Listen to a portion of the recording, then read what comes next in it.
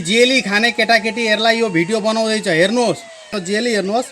पहिले त हजुरहरूले यसरी मार्नु, यसलाई एकखेप यसो हेर्नुहोस्।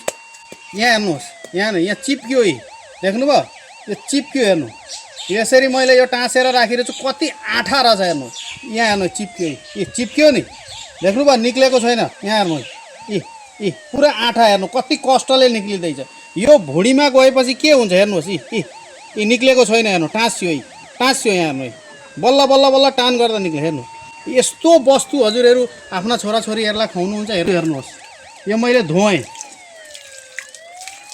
हेर्नुहोस्, हात धोए पछाडिको हेर्नुहोस् कालार, मेरो हातमा कालार हेर्नुहोस्, कालार देख्नुहोस्।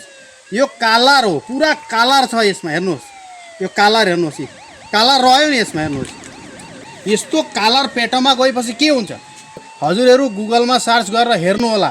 अमेरिकामा र अस्ट्रेलियामा केटाकेटीलाई जेली खान ब्यान छ। जेली खाएर केटाकेटीहरूलाई धेरै नोक्सान गर्यो भनेर सरकारले बन्द गरिदिएको। र हजुरहरूको घरमा कुनै केटाकेटी पनि जेली खान्छु भनेर रुन्छन् र जेली ल्याएर खान्छन् भने यो दिएको नम्बरमा पुलिस मामालाई फोन गर्नु होला।